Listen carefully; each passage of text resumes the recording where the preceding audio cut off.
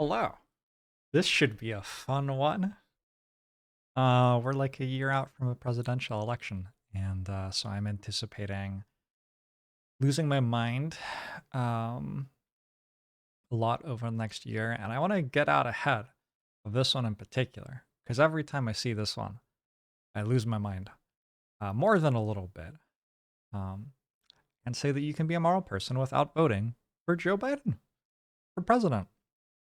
In fact, saying that everyone or anyone who doesn't vote for Joe Biden for president is immoral is like a pretty shitty thing to do in a liberalist society. And I want to explain why. We're going to approach it from three angles.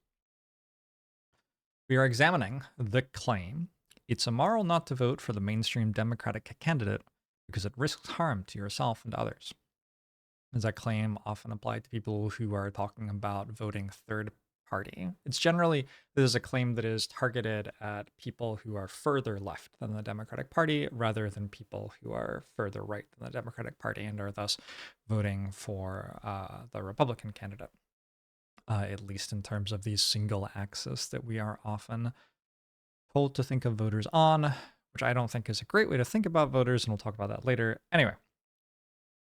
Anyway, we're going to examine this claim in terms of ethics, game theory, and in terms of the idea of liberalism versus the idea of fascism, and also of like other ways of organizing a population of people. These are all things that I have studied. So I'm not just making this up from first principles. I have taken classes on this stuff. Yeah.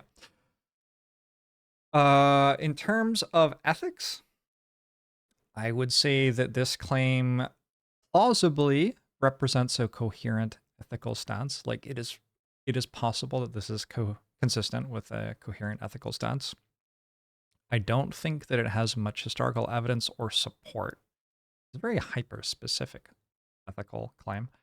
And trying to evangelize it as a claim feels like an overstep. What I mean by evangelize it is I could imagine myself saying, for me, I think that it would be bad for me to not vote for the mainstream Democrat candidate.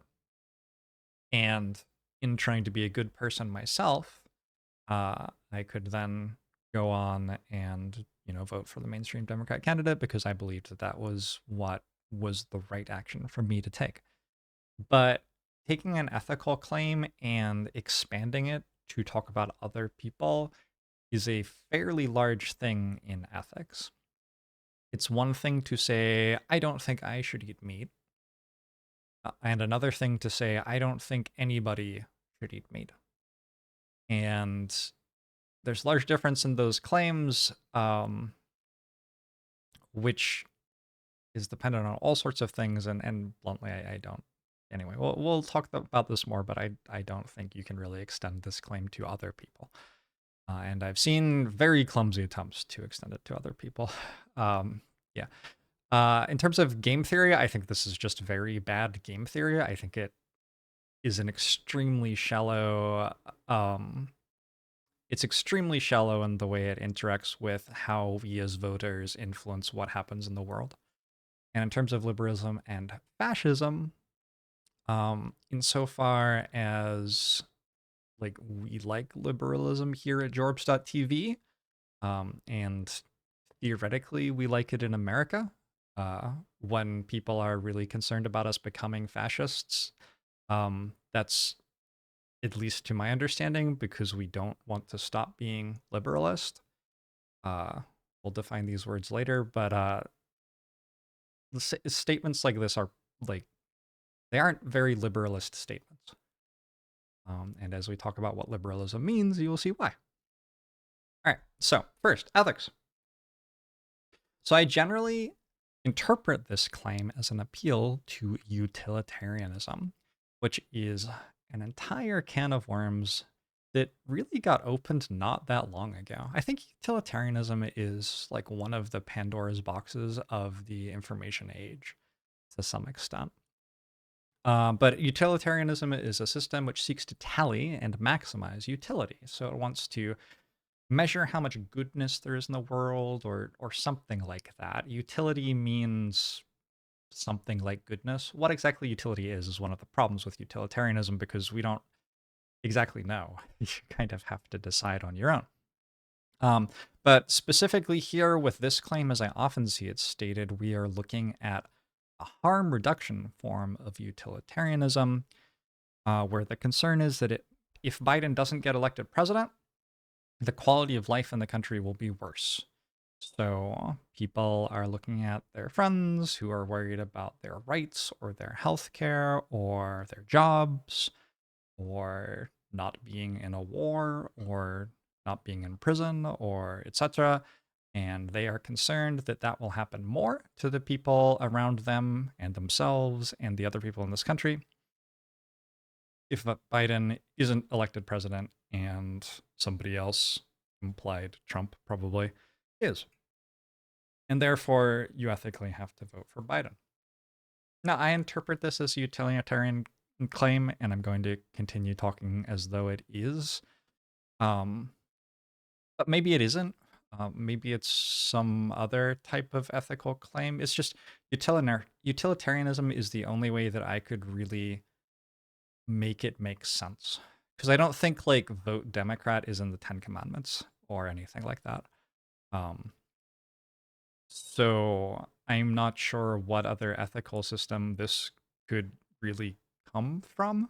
It's not a liberalism either. Like the Constitution of the United States of America doesn't say vote Democrat.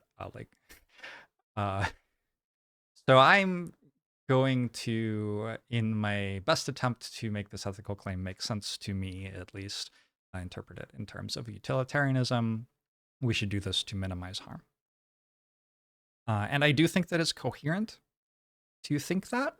Like, all of the words in the paragraph I just wrote do make sense.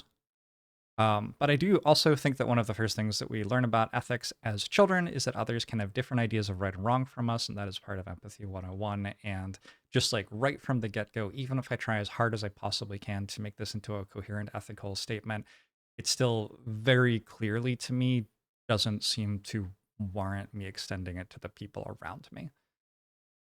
If I think that about voting, that is great. I should vote accordingly, I guess. But I can't then go to my neighbors and tell them that they have to live their life a certain way and vote a certain way in the election that we are in together, or else they are bad people. Like, that just makes me an asshole. um, I don't know. I don't know. I don't imagine that you are going and knocking on your neighbor's doors and saying that either. I think that a claim like this is a function of the technological world that we live in now, where statements get made um, from a very far distance away from the people who are then reading and interpreting the statements, and often who the statements were about. Uh, but yeah, I don't generally think that you can tell other people that they have to do certain things in ethics at a level of this type of specificity. Um, I think people should have free agency to like act as ethical agents in their own world based on their own experiences. I don't. It just anyway. Let's talk more about utilitarianism though, and examine it in terms of this claim, because I think there are quite a few interesting things to say here. And the first thing that I want to say is that a very tricky thing about utilitarianism, and I guess this is maybe the main thing I'm saying overall, we're coming back to this again, is that utilitarianism is by nature quantitative. We are tallying some sort of number and trying to make it larger or smaller, maybe in the case of harm reduction, I guess is what we're doing here. And utilitarianism runs into all sorts of ethical hiccups, where what it claims we should do is different from what we intuitively think is right. And when lots of people see this happen with an ethical system, if the ethical system you're told to believe in regularly tells you to do something you think is absolutely immoral and awful, like a lot of people, when their ethical system keeps doing that, they're like, oh, this is a bad ethical system. I shouldn't do that anymore. But that happens regularly for us with utilitarianism because we tend to think more qualitatively than quantitatively about goodness than utilitarianism does. An example Sam Bankman-Fried recently, I mean, he is the common name on the tip of the tongue for psychopath weirdo. All right, that was kind of mean, but maybe deserved. He semi-infamously said that if he was offered a 51% chance to double the utility of humanity with a 49% chance of wiping out humanity completely, he would take that chance. Like, I think most people thinking ethically about whether it is okay to do anything with a 49% chance of immediately wiping out humanity, most people would think like, no, it's not. But utilitarianism, being quantitative, doesn't share that opinion. And I mean, I'm just going to say it, that isn't because utilitarianism is right, it's because it's wrong. and, and that is my opinion about naked, unaided utilitarianism. If you're thinking about quantitative harm in terms of the US population, things which do a lot of quantitative harm to us are heart disease, cancer, COVID recently, accidents, car accidents. I would love, by the way, to see car culture be a major talking point in an election in my lifetime, because U.S. car culture is causing a tremendous amount of harm. But yeah, um, and then I also put war at the end here because, like, when you Google cause of death in the US, you get heart disease, cancer, COVID-19, and accidents, but that's of, like, US citizens. If you're thinking about, like, things that the US does in the world that cause death, we have a pretty active military that is all over the place, and we also are fighting proxy wars by funding other militaries.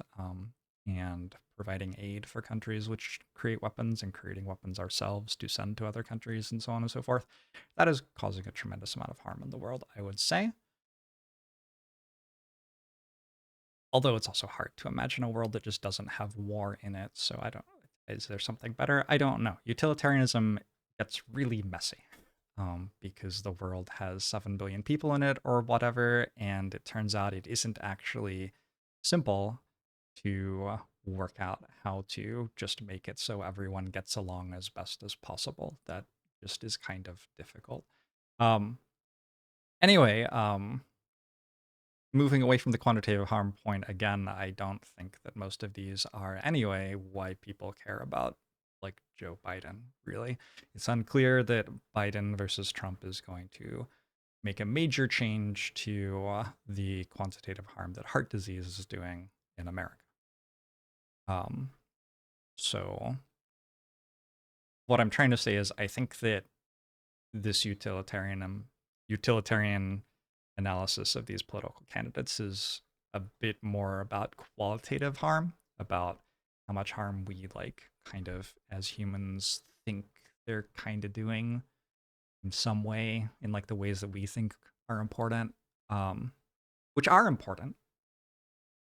I was kind of being dismissive of my tone, but, like, I think utilitarianism is kind of shit in a lot of ways, and, like, yeah, the qualitative ways that we think harm is done, like, do matter and should matter.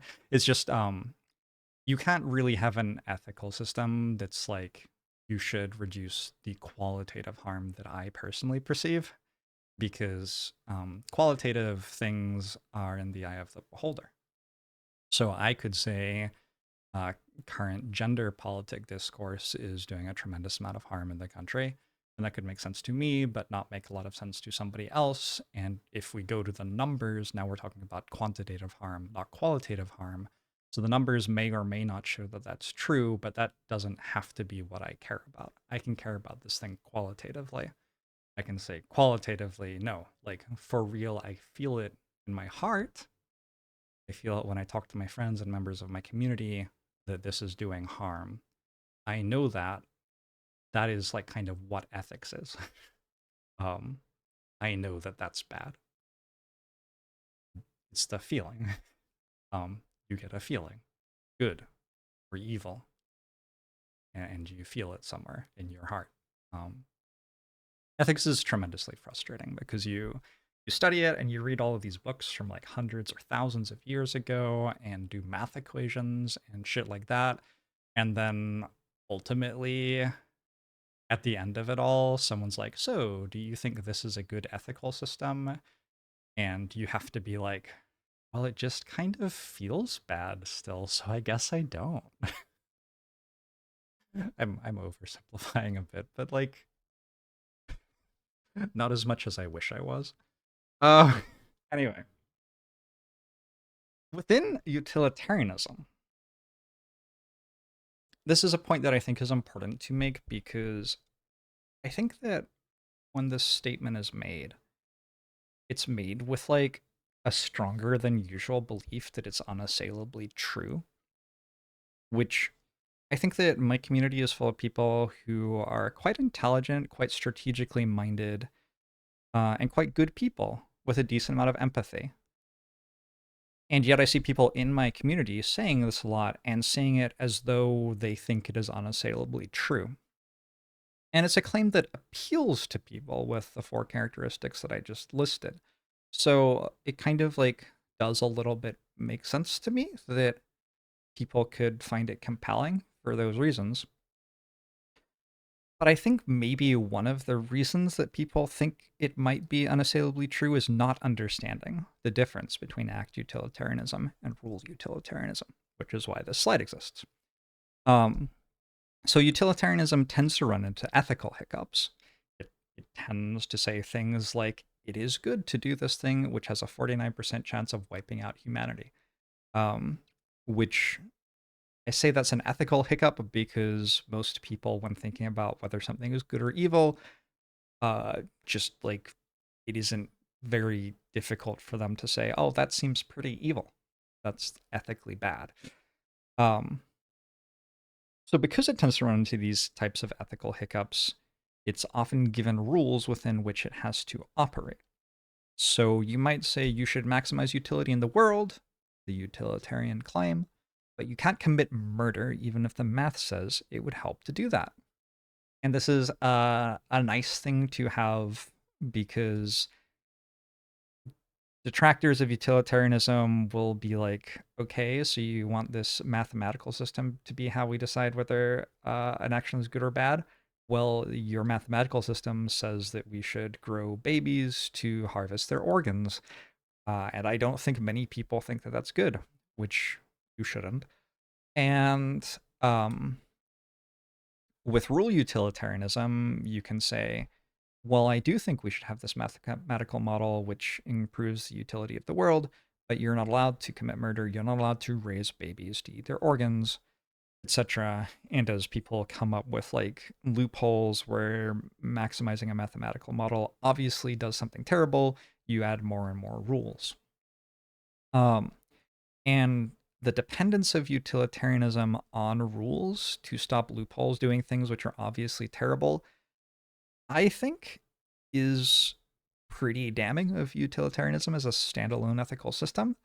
And I think it's very concerning in a world where we are building AI and largely seeding their idea of what is and isn't okay with ideas about maximizing. But yeah. Anyway, the point is that even if you have someone who does agree with utilitarianism, and so they are attentive to your claim that you're going to minimize harm and immediately thinking, oh yeah, let's minimize harm. Let's get those calculators out and get this harm as low as possible so we can be good people. Even among those people, there are a variety of rules that they could saliently believe are important, which could dismiss this ethical argument for them as being obviously not something that they had to do in order to be a moral person. One of them, which comes up very regularly from people who are further left in the Democratic Party, is I shouldn't support a government which has done any number of things. And the things are, it's a really long list. There are a lot of things that the Democratic Party has done and that Joe Biden has done. And it is not unreasonable for someone to think that it's not good to vote for him for president. on account of any number of those things. And it's also possible to excuse these things. It's possible to say this was the lesser evil, it had to be done. It's possible to say that was 20 years ago, he's grown as a person since then, etc., etc., etc. But you can't demand that everybody else in the country does that too. Like, no, that's not how ethics works. You just can't do that. Another very different angle from which someone might apply a rule to utilitarian voting is they might say, I shouldn't tell others what they can and can't do with their personal freedom. They might say liberalism is important. It's important for people to be equal under law and for people to have personal agency in voting for who they wish to represent them in government. And as such, I shouldn't say somebody else has to vote for a certain person or they're a bad person. Doing that would be at odds with liberalism, and I believe that liberalism is important. I don't think my utilitarianism should be getting rid of liberalism. So, like, I think a lot of people have that rule in general for utilitarianism. I think the idea that fascism could be a good government because it did something to make utility higher would be a complete non-starter for most Americans that I know. I don't think they would for a second even consider entertaining that argument. And I think some of them would probably insist that that couldn't be true. They would probably insist, no, it's impossible that utility would go up because liberalism is better than fascism, and so utility couldn't possibly go up. But I would argue instead that like utilitarianism is kind of a shitty ethical system, and like there are all sorts of awful things that you can do that make utility go up, and like you should maybe just have a rule in there somewhere that like no, people should have representative government and agency and rights and things like that. And that's more important than making utility go up as much as humanly possible. So I being very negative about utilitarianism, but I kind of think that what utilitarianism has done that is useful in the ethical space is it has provided a language within which to talk about other ethical systems, which are better ethical systems. So you can talk about a different ethical system, which has maybe been around for longer. And within that ethical system, you can start saying things like, okay, I should be kind to my neighbors or whatever, which is, I mean, that's so much less complex than utilitarianism, but is also a more functional ethical guideline, I would say, for what it's worth. But then when I'm trying to work out how to be kind to my neighbors, I could think about like, okay, well, what's the best way to use my time to be kind to my neighbors? And I don't have to be extreme or ludicrous or anything like that. Utilitarianism also runs into this problem where it's trying to like talk about the entire world instead of just like being about how I should live my life, where I'm just one person. And it's a lot more efficient to think about how I should live my life as one person than to try to start from first principles with 7 billion plus people and work out within that how I should live my life. Like there's an efficiency argument there where like you're just going to be wrong a lot with utilitarianism because you don't know all 7 billion of the people and you don't get how the entire world works. So maybe pick something a little bit closer to home that resounds a little bit better in your chest. I would say also like closing up the ethical part of this presentation. A lot of the time, this argument feels like a purification of a bad action more than a justification of a good one. And the framing of hold your nose and vote Democrat isn't a strong argument that you're doing the right thing. At best, it's a suggestion you're doing the best that you think you can in an ethically complicated situation, which is okay. I mean, sucks. I'm sorry that you're in an ethically complicated situation where you feel like the best thing you can do is very smelly. But I would say that this is like pretty poor ground from which to tell others what they can and cannot do. Because there are other people who like actually feel pretty good about how they're interacting with politics, and they might also have ideas about what to do, and maybe you could listen to them instead of being like, oh, this sucks so much, but this is the thing we have to do, which sucks. Oh, I'm sorry. 10,000 retweets. Here's a comic about it. Here's a video about it. My neighbor thinks something else. I'm gonna go yell at him. Like you could listen to the people who who are excited to vote and have ideas about how it's good. I don't know. Let's talk about game theory a little bit now. As a person who has actually studied game theory, probably the wildest thing to me about this claim is the certainty with which people who have, as far as I know, not studied game theory will insist that voting for a mainstream Democratic candidate is the only correct play in a presidential election. This probably happens to me more than other people because I am somebody who talks about game theory and I am a strategy gamer, and so people will try to appeal to me from a strategic stance because that's like the language that we share almost. And so they'll be like, well, just like mathematically, this is what you have to do in the game that we're playing. The game is flawed, but this is how you have to play it. It sucks, but that's the game.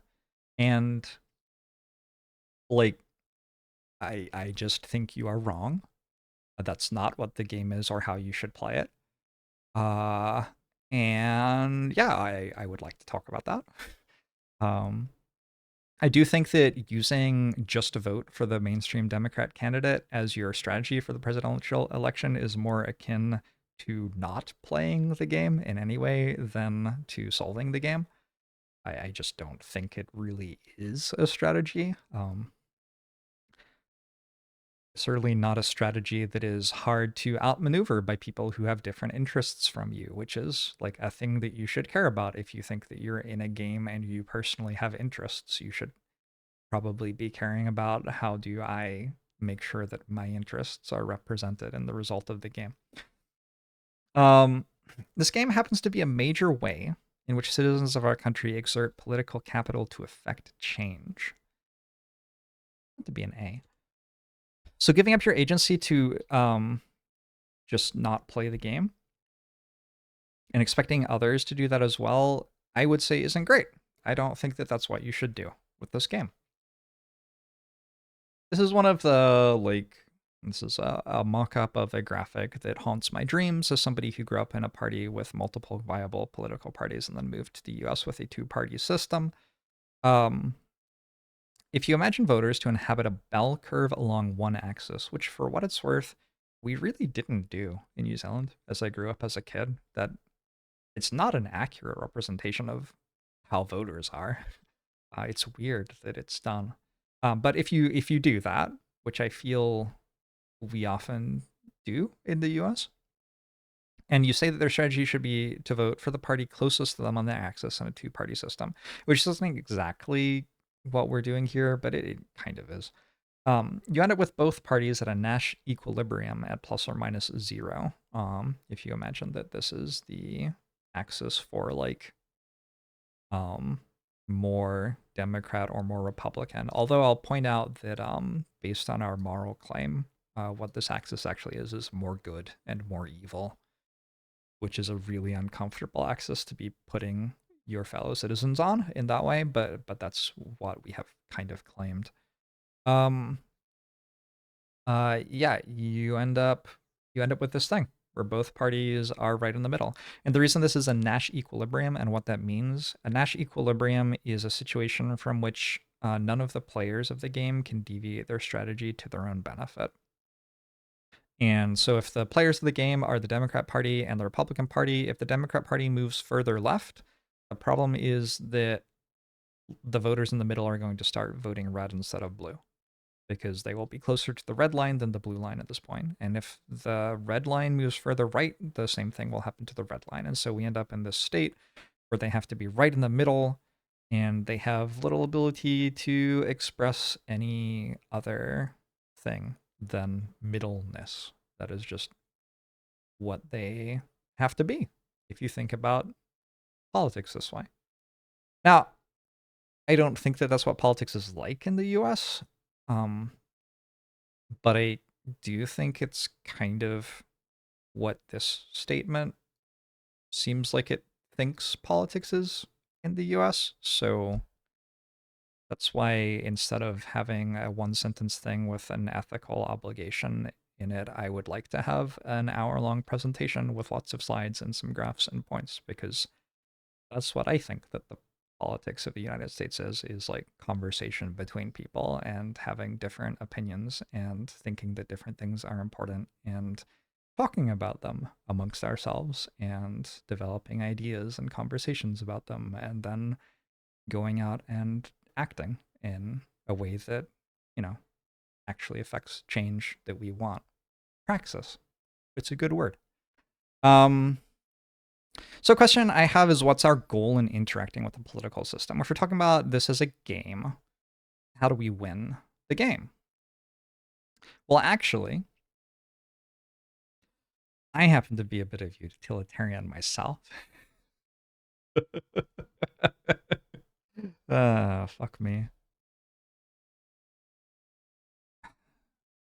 I would describe myself as ethically confused a decent amount of the time in terms of which systems of ethics make sense to me. I am a-religious, but I was raised on Christian ethics, so there's some of those 10 commandments in how I live my life.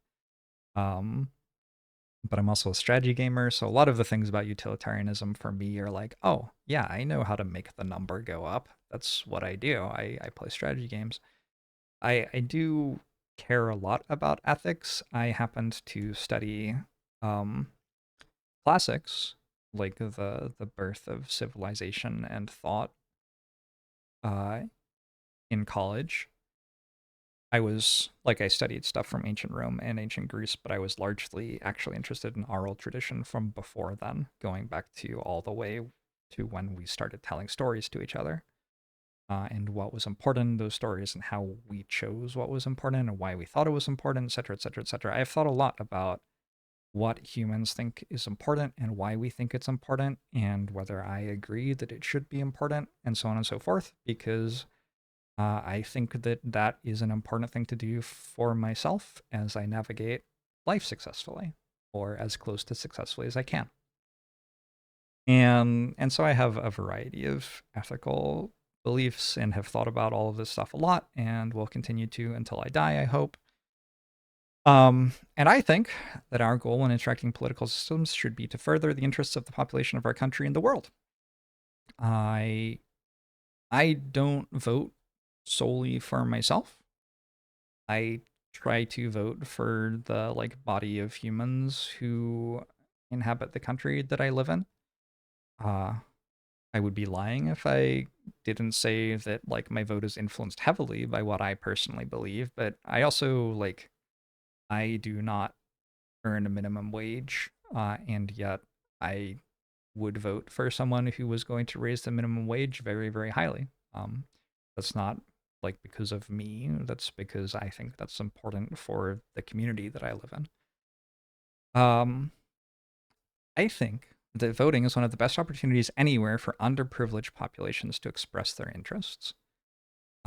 And so something that has like really rubbed me the wrong way in this sort of conversation before is when people have told me that not just thinking that you have to vote Democrat is an example of me having a lot of privilege, because I do have a decent amount of privilege, which I try to be very aware of, and I try to check my privilege very regularly, but I very, very, very much do not think that thinking it's important for individuals to be able to make their own choices as voters for people who represent their interests.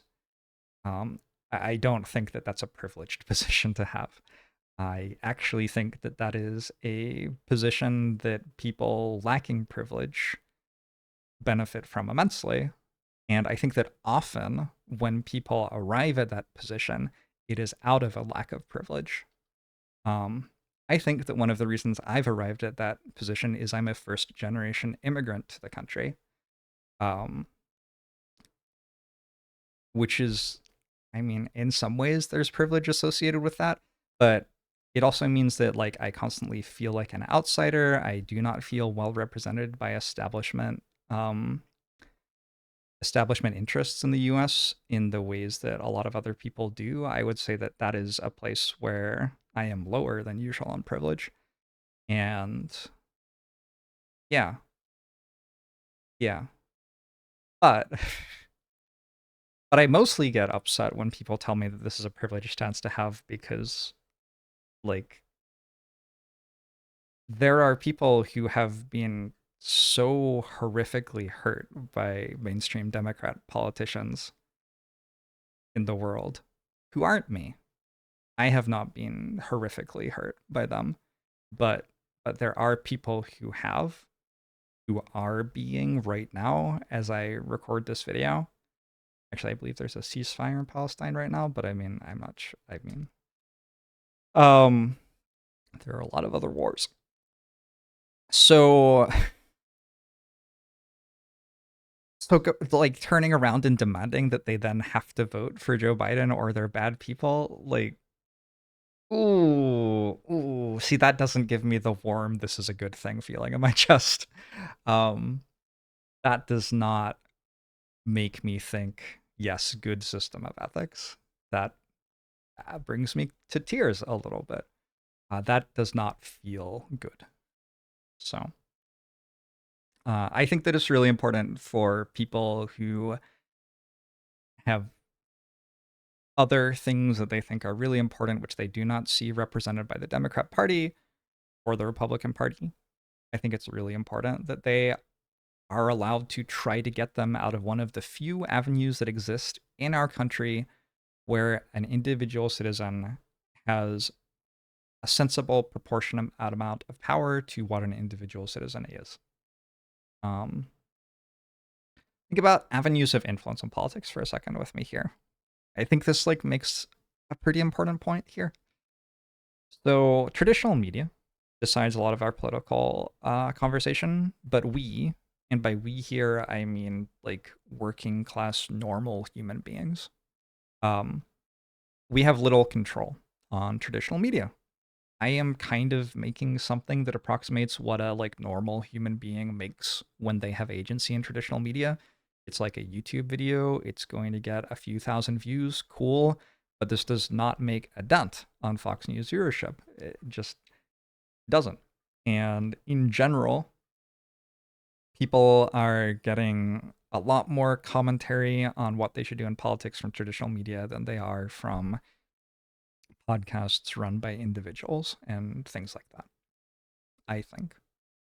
Although the numbers are probably better on that now than they were 10 years ago, even as traditional media has gotten worse and a more 24-hour news cycle and everything, I would guess. I haven't actually looked at those numbers. Social media as well. This is social media, I guess, but in social media, we also have little control. We don't control the websites like Twitter, rest in peace.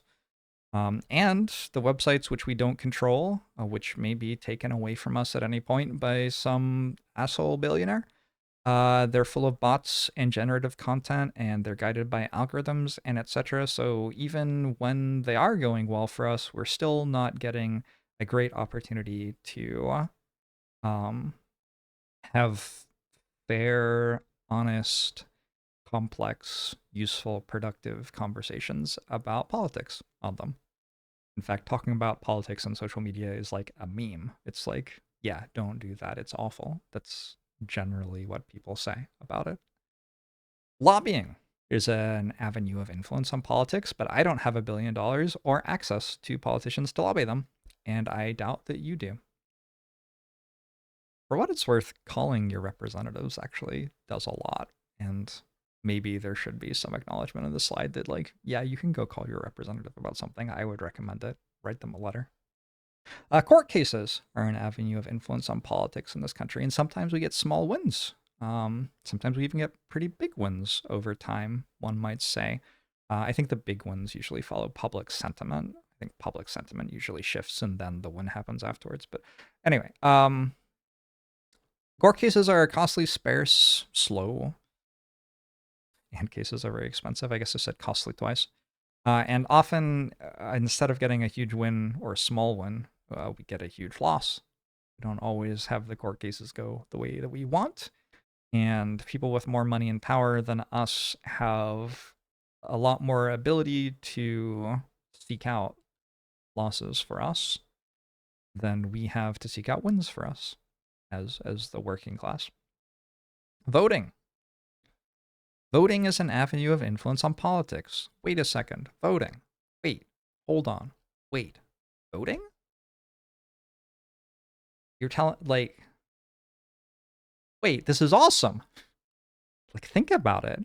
We have near total control. Like, Jeff Bezos only gets one vote. And me too. They, like, count the same. And yes, there are ways in which voters are disenfranchised, and there's gerrymandering, and there's electoral college nonsense, and everything like that. But these are systems that can only compensate for a certain number of voters. If you look at what happens in a gerrymandered state, if voter sentiment reaches a point where the gerrymandered districts start flipping, like the gerrymandering is successfully making a state like 55-45 unjustly. But then once voter sentiment gets to a point where the districts can't be gerrymandered enough anymore, it just like flips to like 95-5 in the other direction, like the way that we would like. So, like, yeah, there's gerrymandering and electoral college nonsense, and that seeks to disenfranchise voters and make our votes count less, but it cannot take away the votes themselves in their entirety. And if enough of us vote with our interests in mind, we will get what we want. So I think we should care a lot about votes. I think that's a really important avenue for us to have influence on politics as just like fairly normal citizens of our country. All right. So voting is important. I don't think it's something that we should just give up on. I don't think it's something that we should say, I have to do this with my vote a year out from the election. And if anybody doesn't do that with their vote, they're evil. Again, we're saying this a year out from the election. I don't think that's the best way that we can use this resource, which happens to be like one of our best available resources in the entire country and our entire experience as citizens of the country, to have our interests represented in the way the country is run. Okay, I already said this, but voters are not actually single axis. You can't actually put voters on a left to right axis like this. It just doesn't actually work like that. And I think doing it is possibly criminally fraudulent. And what I mean by that is that I think there have been times when people in think tanks trying to work out how to disenfranchise voters in order for their business or their billionaire founder to get the things that it or he or she or they want. So they want the, sometimes there's an S there. I think that sometimes they have been like, well, we could present voters as this thing, which isn't true, but it will make people connect that with the experience of being a voter instead of thinking about a voter in a way that's more true. And in doing so, we will erode their agency and their feeling of citizenry and civic duty, and make them less capable of getting the things they want out of our voting system. I think that people have done that in think tanks, and I think that that is, if there isn't actually a law about it, I think there should be. And I think if you gave me my entire lifetime, I could probably find a way to make a strong criminal case against doing that under the laws that we already have. Probably. But I'm not sure. And a lot of this stuff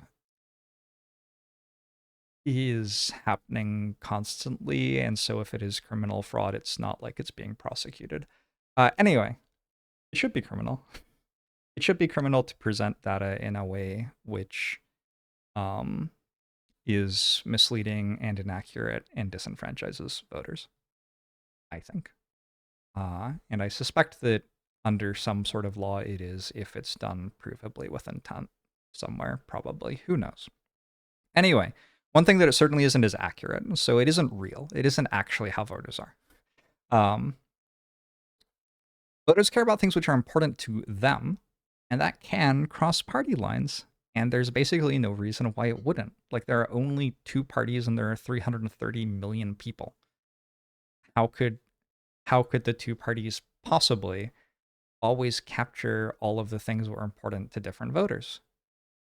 So one of the reasons that this is important is when you're talking about what should happen in the presidential election in a year, you can make this utilitarian or utilitarian adjacent argument about issues, and you can do it without othering non-registered Democrats and annihilating your own political power.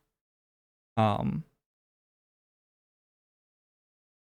I say annihilating your own political power, what I mean by that is that if you are playing this game and you're always just going to vote blue, you are no longer incentivizing blue or red to move in any way ever. So you are no longer in the game that we've imagined, expressing or successfully seeing your interests expressed in the result of the election. And I think if you look at like how upsetting that would be to these people, less upsetting probably than how upsetting it would be to these people, which is, you know, why this is an argument that is often made by people who are fairly close to center Democrats toward people who are further left Democrats. But I mean, it sucks for these people too.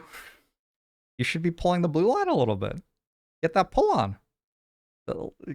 Get the things that you care about done in government. I don't know.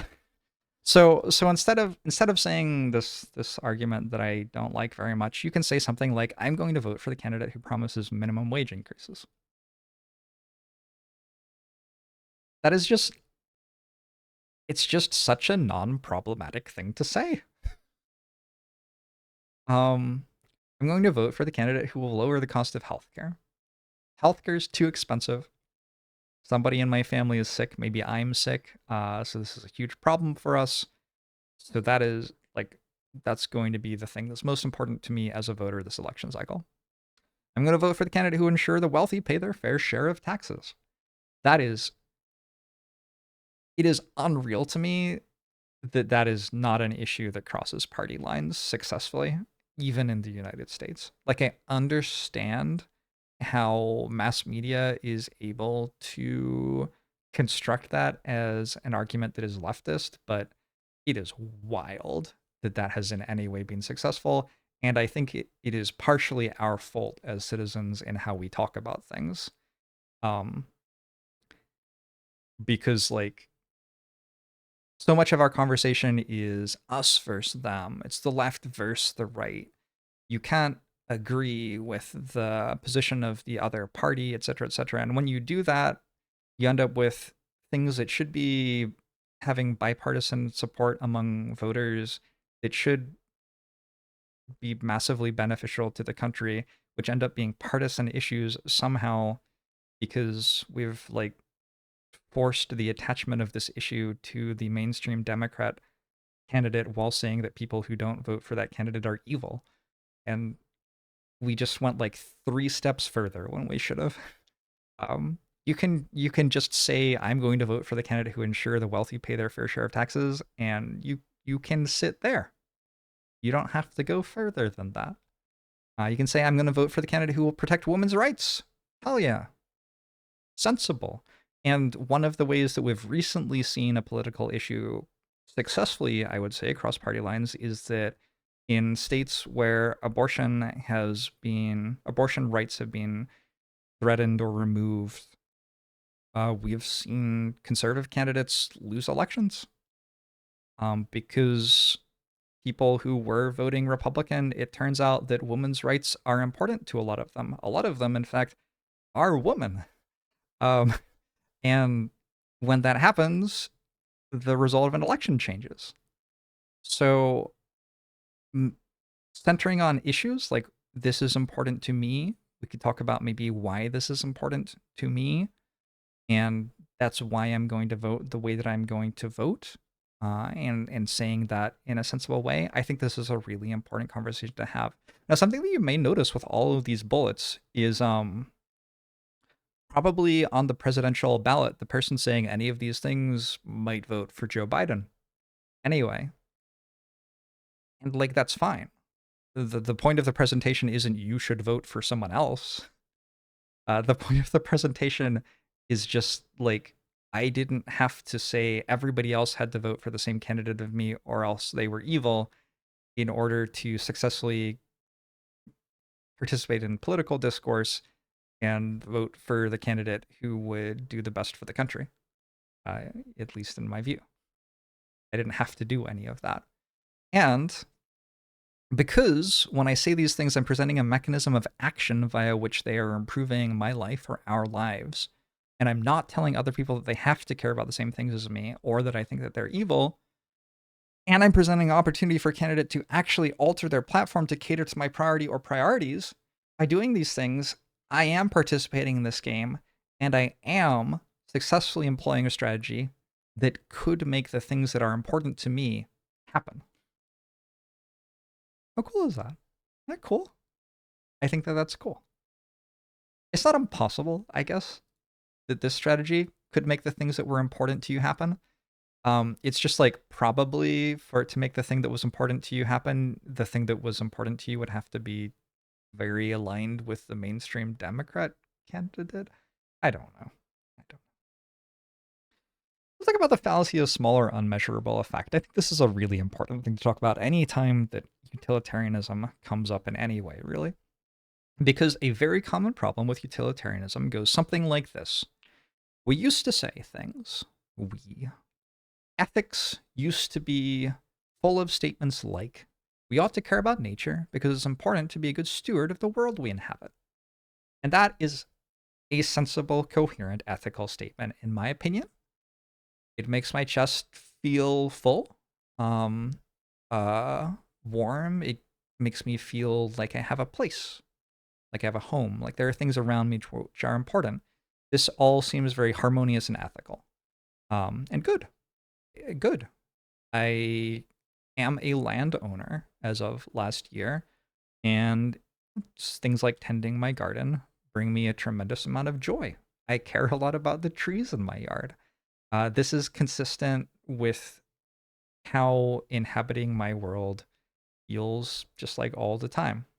When I go to the park and I see that there is trash on the ground or something like that, I feel bad. When I go there and it is gorgeous and the trees have their fall colors, I feel good. So that all makes sense, right? But utilitarianism isn't okay with just that statement. Utilitarianism asks us to instead say something like, we ought to care about nature because doing so improves the lives of the people around us. Like, the only reason that it makes sense to care about nature is if utility goes up by us doing so. By care about nature here, I don't just mean like, I think nature is important. I mean care as in an active act. Like, I pick up trash when I go for a walk, or I try to minimize the plastic waste that I put out into the world, or something like that. But the thing about utilitarianism is that utilitarianism is now requesting that we measure what change our actions are making, and it flounders if we fail to see what change our actions are making.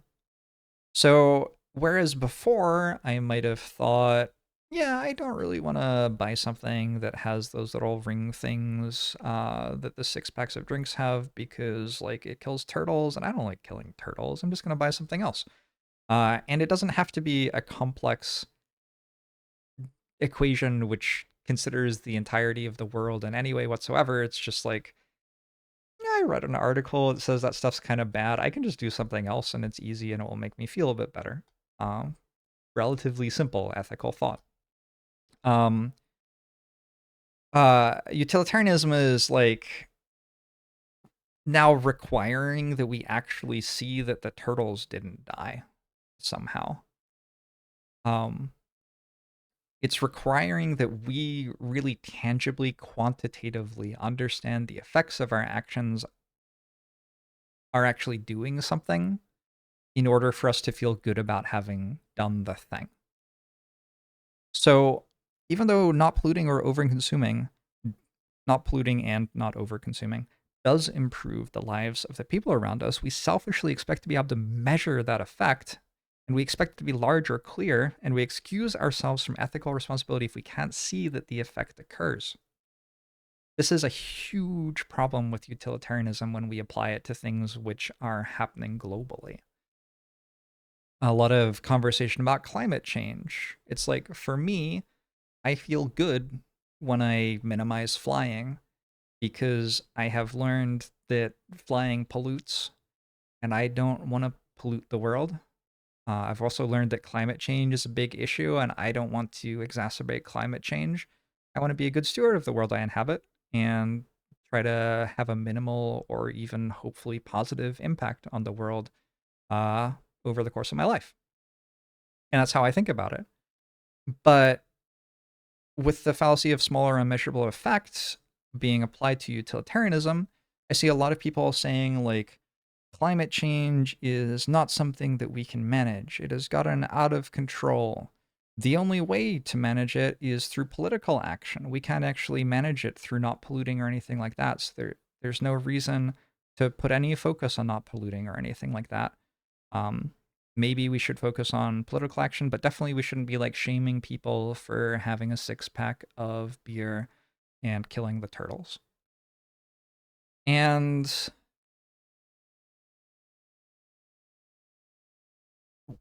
this this conversation gets so far away from the starting thing, which was that it just kind of feels good to be a good steward of the land that you live in. Um, it just feels ethically good. Um, in a harmonious way with what we observe happening if we do that. Where, like, when you do that, there is less pollution around you, and the people are dying of diseases less, and you all care about being outside and enjoying nature, and so you notice that the factory is dumping all of its waste in the river, and then you call up your representative, and your representative, like, loves fishing because you all love fishing, and so when you went out to the ballots, you voted for the guy you could relate to a little bit more, and that guy is like, well, shit, get the fuck out of my river factory, and then the factory's gone. This is a I have spun a yarn, but this is an idea of how having a simple ethical attachment to stewardship of nature can make a huge change to polluting in the world, which doesn't really make sense if instead your thought is like, well, really, stewarding nature doesn't matter at all because in 2060, climate change will be so out of control that catastrophe will happen. And compared to the numerical quantitative value of that, nothing really matters. And I would argue that when thinking about climate change, people aren't really thinking quantitatively still anyway. I think that sort of conversation is a qualitative discussion of hopelessness. Um, because if you think about climate change quantitatively, it isn't hard at all to realize that, like if you do some math, like eating less meat or flying less is probably going to buy somewhere between 1 and 3 humans worth of, like, entire human lifetimes worth of quality time for humanity. Um, if you look at, like, climate predictions and stuff like that and consider your own input into those things.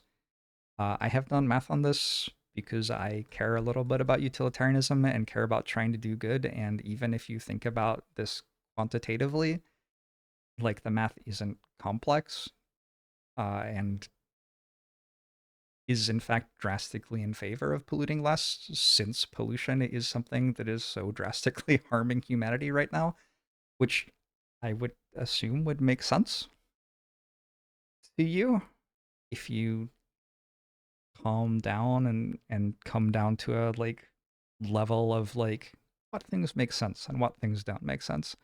Pollution's a really big deal. It does kind of make sense that not polluting would help a lot then. Um, but yeah, I think instead people get attached to this qualitative notion of hopelessness that the climate apocalypse is coming unless something way bigger than us happens. And that isn't really a very functional, coherent ethical system. I don't think it's going to lead to you taking lots of actions which make your chest feel full and good. And it sucks that a lot of people feel that way in the world. Yeah, it does. The way that I think about like climate catastrophe and catastrophes in general like that, I think the first thing to do is detach from the idea that there is any permanence, that there's any guarantee that any of this will last forever, and you just like try to make it last longer and be better while it goes. If you told me right now that it was certain that climate disaster would happen sometime in the 2060s and there was nothing I could possibly do to avoid that, I would still not like turn into a hedonist living a life of overconsumption and pollution, because I'd still be like, well, maybe I can buy us all another 2 or 3 seconds by doing the small things like taking shorter showers. And over the course of a lifetime, that much water usage adds up. It's probably like a fraction of a second that I'm buying, but you have to understand that there are 7 billion people. Do you know how much a fraction of a second is if you multiply it by 7 billion? So 1 second times 7 billion is 7 billion seconds. How many seconds are there in a lifetime? There are 2.24 billion seconds in a lifetime. So if you, through your actions, delayed a climate apocalypse by 1 second, you would have given humanity 3 lifetimes worth of like human joy and love and experience and learning and play. And yeah, one of the tricky things about the fallacy of small or unmeasurable effect is that people see that their effect doesn't make the change that they want. What you want is for the entire world to change, and fail to see that they're making a small change to the entire world, and because it's the entire world, that change is immense. There are tremendously few actions that you can take in your life that will cause 3 entire human lifetimes of joy and happiness to exist. But like reducing your carbon emissions by enough to delay the warming of the planet by 1 second is not actually out of reach for the average American. So, yeah. In ways which I am utilitarian, I do try to actually be quantitative, because when utilitarianism can be uplifting, I find, is when the qualitative way of looking at something does feel hopeless. Sometimes you can find a quantitative way of looking at it, which suddenly makes you realize that something was more important than you thought it was when you weren't looking at it from that angle. And 1 second being 3 human lifetimes, 3 human lifetimes is a lot. If I save 3 human lives in my life, that's a good life from my point of view. Anyway, I feel like I got very uplifting for a moment there, and then the slide is kind of very downlifting again. I kind of already talked about this too. It's funny to me how making a... I think the reason that this slide is a bit angry is that making a slideshow about ethics makes me sad, but talking about ethics and how I believe we can act in ways that are good makes me happy. So I was making the slideshow and felt sad, and I'm talking about it and it makes me feel happy. Anyway, the thing, talking about the fallacy of small and unmeasurable effect here again, like, you aren't that important. There are 330 million people in the United States, lots of them vote, and so it isn't really reasonable for you to think that your effect as a voter will be large or clear, especially when talking about the presidential election. Same with talking about someone who tries to minimize pollution. But that doesn't mean that utilitarianism doesn't expect you to still try to maximize the goodness of your effect as a voter. If you're going to start talking about quantitative values of actions, you have to actually engage with making the quantitative values of your actions higher. Utilitarianism also doesn't simply ask you to avoid any possibility of harm, it asks you to maximize utility. And this is one of the ways in which utilitarianism gets really scary when you're applying it to global situations. It runs into that thing where the coin flip or the 4951 to extinguish all humanity versus double our flourishing is a good idea. And you're like, well, that it seems ludicrous. And it is. Um, but anyway, you can't just try to minimize harm in utilitarianism. I honestly don't think I've ever, and I've read a lot on utilitarianism and studied utilitarianism in classes, and I don't think I've ever heard of a version of utilitarianism that is just minimize harm. That's kind of self-defeatist from the get-go. Utilitarianism is about maximizing utility.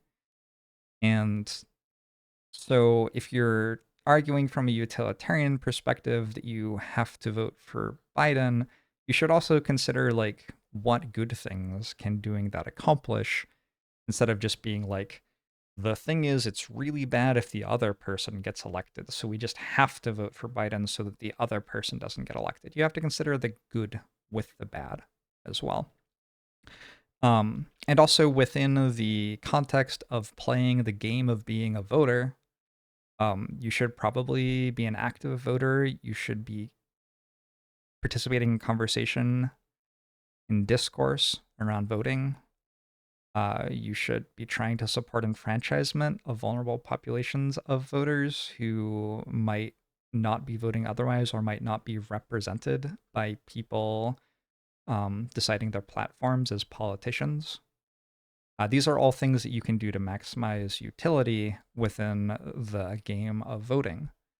And a lot of people who are telling you, hey, it's immoral not to vote for the mainstream Democratic candidate because it risks harm to yourself and others. A lot of people who are saying that are, I would guess, not doing a lot of this. But if you're going to claim that like your actions as a voter in the presidential election have ethical consequence,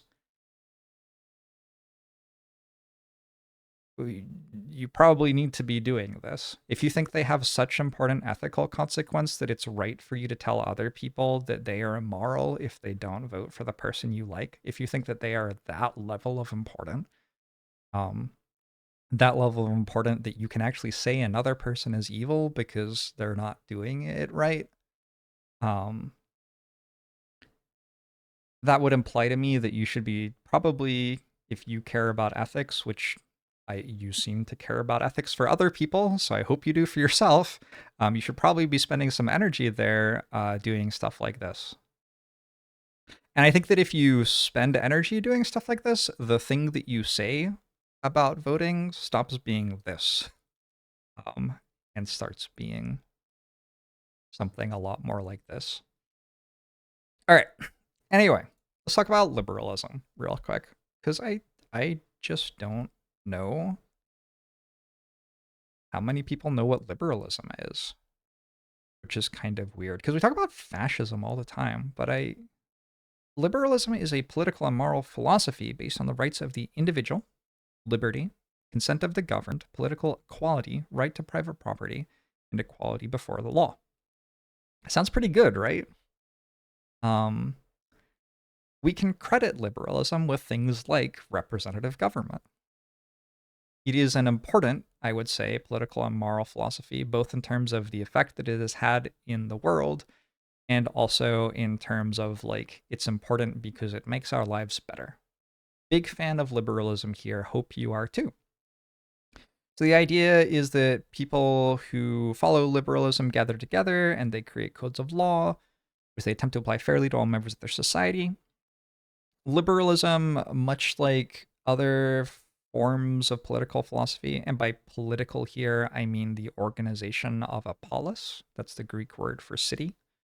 Like, political as in when Aristotle said man is a political animal, that was Aristotle, right? I think so. I'll be embarrassed. Anyway, when that one person, probably a man, said that man is a political animal, they didn't mean that man likes watching 24-hour news cycles on Joe Biden and Donald Trump. What they meant was that man lives in a city, because polis is the ancient Greek word for city. That's where the word political comes from. It means like people living in a city. And so as a political animal, we have to work out, how does this city that we live in get organized? And as time has gone on, we've evolved from living in city states to living in entire countries, and even have organizations born out of liberalism that seek to govern like pretty much the entire world. Like we have the United Nations, which has things to say about war crimes and so on and so forth. Um, but yeah, in liberalism, us is the country you're part of, or the group, which is all agreeing that we are going to consent to be governed by whatever code of laws and or institutions for application of those codes of laws that we are creating.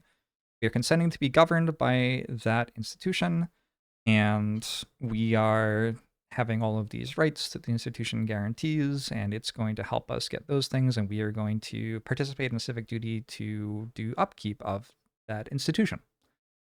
Uh, being a person in a country based on liberalism does request of you civic duty. That's part of you getting represented by the government. The alternative, if you don't want to, pitch in and help the government represent you, is that you get to live in a country that isn't adhering to tenets of liberalism, and the government is probably still going to be requesting that you do things in that sort of situation. It's just going to be a whole lot less voluntary, and at least in my opinion, like generally less pleasant. So us in liberalism means the people who are part of this liberalist society, and them hopefully means enemies external from your society. You don't want them in liberalism to mean like people who live among you. That's really bad for liberalism. Uh, that implies that we have like failed at some of these things: political equality, right to private property, and equality before the law. Um, if us versus them is happening within your liberalist society, you probably fucked up the liberalism. And so when we get into red versus blue conversation in the United States, that is actively destroying our liberalism. That is taking away us getting to do this thing, which ironically, like, we seem to really say we like a lot.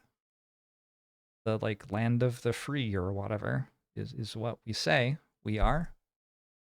So, in general, I would say that like trying to make a presentation like this and talking to you about what's important to me and why it's important, and explaining things and saying, hey, let's try to do it this way, let's try to do it this way, I would say that that is me engaging with liberalism. I'm trying to, I don't even really consider this civic duty, honestly. I'm just trying to have empathy with you and engage with you as another human being who can think things different from me, but I will still respect you, and we talk about things and try to work out what we should do, because we have agency in how this country is run.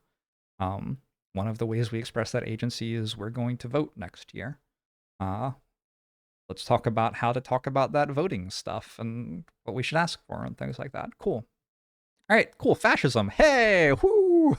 Fascism is a far-right, authoritarian, ultranationalist political ideology and movement characterized by a dictatorial leader, centralized autocracy, militarism, forcible suppression of opposition, belief in a natural social hierarchy, subordination of individual interests for the perceived good of the nation or race, and strong regimentation of society and the economy. We don't like fascism. I think most of us get that. So, like,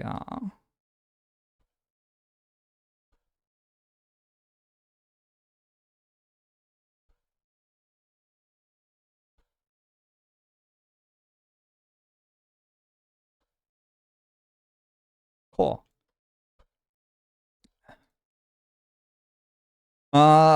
So like we have to vote for Joe Biden.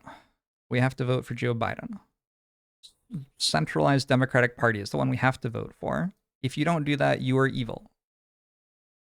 Your individual interests as a voter cannot possibly. This is, I think, the most intense one because people have just like straight up said, like, it is like 2 days ago or something, someone said, wow, it is a position of immense privilege for you to have to think that you should place your own individual interests over like potential harm to tens of millions of your fellow citizens.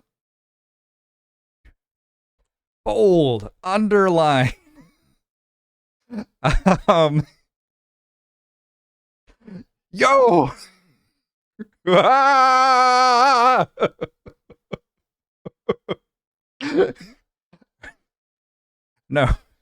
no, no, no, no, no. No, it's very important in liberalism that our individual interests are important and we're allowed to act on them. That is very important. We don't want to not have that. Now, I wouldn't say that the U.S. is fascist, and I don't necessarily think that the stuff going on is people trying to be fascists or whatever. But when we're thinking about what sort of statements we want to make and what the effect of those statements has on what sort of world we're living in and what political and moral philosophy that world is following, I do think it's really important to realize that there is no guarantee that you live in a world where liberalism is cherished or prioritized, and that if you would like to, you should act accordingly. Yeah. All right. I also put a little like blurb from Wikipedia about technocracy here. By the way, like the liberalism and fascism definitions are just like literally straight off Wikipedia. I guess I wrote this part, but you can like just read the Wikipedia articles on these and learn a lot about them. Wikipedia is incredible, and it's also just a reasonable first step to having a voice in conversations about a thing, to have like read and understood current understanding and knowledge about the thing. It's okay to talk from your own qualitative experience and stuff as well, sure, but I think it's important to realize where you can stop applying that, which is like kind of at the borders of your own life. I don't generally think that my qualitative experience of the world means that other people have to act a certain way. All right, anyway. Technocracy. There's a difference between my qualitative experience of the world and me having studied ethics at a university for several years and things like that, by the way. Anyway, technocracy is a form of oligarchy government. Oligarchy, we're not a huge fan of in the US, but I mean, practically in practice, we do kind of see a bit of it. It's kind of weird. Anyway, in which the decision makers are selected based on their expertise in a given area of responsibility, particularly with regard to scientific or technical knowledge. The experts in the technical details of specific issues who presumably best understand both the problems at hand and how various technological redresses can improve the society at large. Technocracy, I feel like that sentence is incomplete and I copied it straight from Wikipedia. Weird. Technocracy follows largely in the tradition of other meritocracy theories and assumes full state control over political and economic issues. Technocracy bills itself as pragmatic, dispassionate, and rational, free of the strife of political parties and factions as it pursues its optimal ends. I think we are increasingly seeing elements of technocracy in the way that our government runs, and I don't really like it, and I just felt like it was a relevant slide to add to the presentation. That's largely why it's here. One of the things that happens with technology as well is that technology changes how conversation occurs, and that is a thing to consider. How various technological redresses can improve the society at large. Subordination of individual interests for the perceived good of the nation. Interesting, right? Anyway, I like liberalism, and I don't take liberalism for granted. I think that via our actions, we can continue to live in a world where liberalism is valued or lose liberalism. I think that our actions will be causal in what happens with liberalism in our country. I think it is, on some life support maybe, but we have a bad healthcare system, so that's not a great place to be. Anyway, some things that I think that means that are very important to me because of thinking that. I think it's important other citizens have agency over their choices. I don't think it's good to tell other citizens they have to vote a certain way or they're evil. I think it's important that we talk and act like we have agency over our government. And also, by the way, I just think factually we do have agency over our government. But yeah, I think it's important not to say things like there's no way that we could possibly elect this candidate, or there's no way that we could possibly get this policy position approved, or anything like that. Like, that is nonsense, and it is qualitative hopelessness. It isn't supported historically or presently, and it isn't true. And I think one of the simplest and most important rights that myself and my fellow citizens have is to vote for whomever we believe best represents our interests without that making us a bad person. So I think participating in liberal society by thinking about candidates, talking about issues, etc., is more important than collapsing voting into a minimize harm mandate. And that's why when people say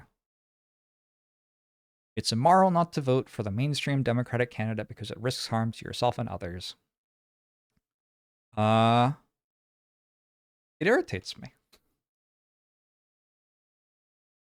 And that's why you can be a moral person without voting for Joe Biden. Thanks for hanging out.